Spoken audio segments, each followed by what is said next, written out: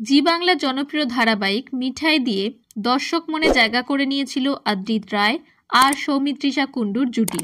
2.5 বছর চলেছিল এই মেগা। একটানা 52 সপ্তাহ ছিল টিআরপি টপার। ধারাবাহিক শেষ হওয়ার পরেও সিধাই জুটি নিয়ে উন্মাদনা তুঙ্গে। সম্প্রতি ইনস্টাগ্রাম লাইভে এসেছিলেন আদ্রিত, সেখানেই তার মুখে এলো তুফান মেল ওরফে সৌমিত্রিষার প্রসঙ্গ। মিঠাই শেষ করেই বড় পর্দায় পা রেখেছেন সৌমিত্রিষা।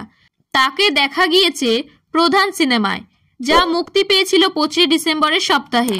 5 কোটির মতো ব্যবসা করেছে ছবিখানা। এখানে সৌমিত্রিষার নায়ক ছিলেন বাংলা সুপারস্টার দেব। দর্শকদের থেকে খুব ভালোবাসা পেয়েছে দেব আর সৌমিত্রিষার জুটি। আদ্রিতের অবশ্য এখনো নতুন কোনো প্রজেক্ট সামনে আসেনি, তবে অভিনেতা নিজেকে সরিয়ে রেখেছিলেন লোকচক্ষুর থেকে আড়ালে।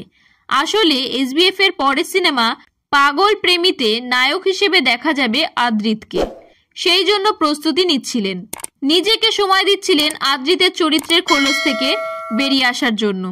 লাইভেই এক অনুরাগী সিডি বয় থুরি আদ্রিতকে প্রশ্ন করেন প্রধান সিনেমাটি দেখেছেন কিনা।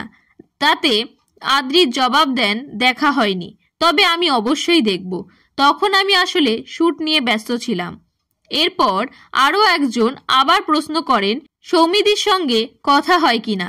জবাব আসে, সৌমিদির সঙ্গে সেভাবে কথা হয় না, ওই হোয়াটসঅ্যাপ গ্রুপে আছি সবার সঙ্গে, কিন্তু আলাদা করে সেভাবে কারোর সঙ্গেই কথা হয় না।